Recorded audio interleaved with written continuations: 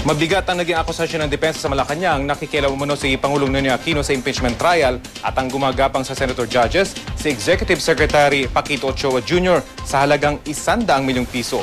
Balitang hatid ni Tina Panganiban Perez.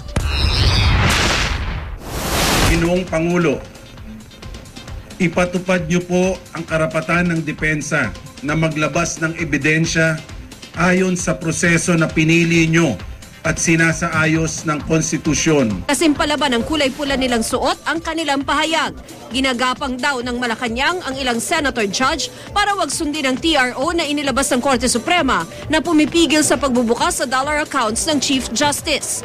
We received very reliable information that Executive Secretary Paquito Jojo Ochoa, acting in behalf of President Benigno Aquino III, was personally contacting and phoning senator judges to persuade or pressure them to defy the temporary restraining order issued by the Supreme Court in favor of Philippine Savings Bank. It is now apparent that the President is bent on convicting Chief Justice Corona at all costs. Ang mga kinausap po raw ay yung mga iilang senador na sa pananaw ng Malacanang ay kampi kay Chief Justice Corona. Ayaw pangalanan ng depensa kung sino ang nagbigay sa kanila ng naturang impormasyon. Pero kung ang publiko raw naniwala sa small lady na tinukoy ng prosekusyon na nagbigay rito ng ebidensya sa dollar account si Corona, sana raw paniwalaan din silang mayroong big guys na lumapit sa kanila. It is not only one source,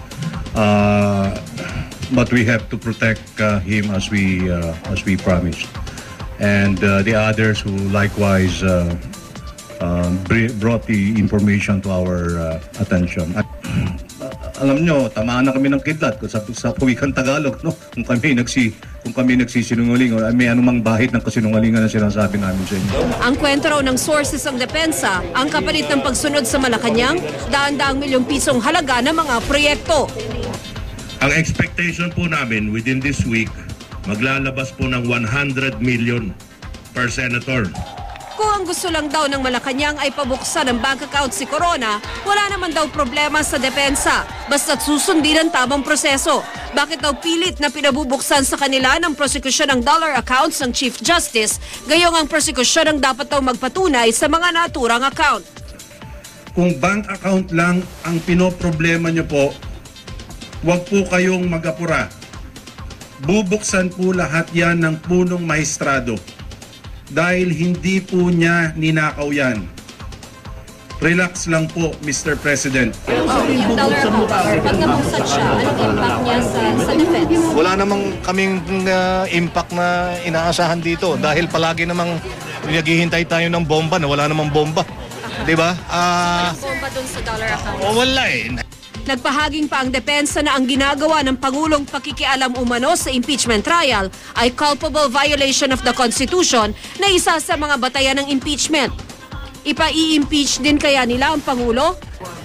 Pauubaya namin siguro sa ibang abogado yan, lalo na doon sa mga grupo ng mga abogado. Pero wala po na like IBP. CCJ dito, sir? Wala kami pinag-uusapan dyan dahil nakapokus kami rito no? Nakatuon ang aming full attention dito sa kaso. Sir, you will see this trial to the end? Oh, syempre. Naniniwala ang depensa na ang matinding galit daw ng Pangulo kay Corona nagugat sa desisyon ng Korte Suprema na ipamahagi ang lupa ng Hacienda Luisita na pagmamay-ari ng pamilya ng Pangulo sa mga magsasaka nito. Lumala pa raw ito na maglabas ang Korte Suprema ng TRO para makabiyahe sa ibang bansa si dating Pangulo at ngayon Pampanga Representative Gloria Arroyo at nang magkasagutan sina Aquino at Corona sa iba't ibang okasyon. Tina Panganiban Perez, GMA News.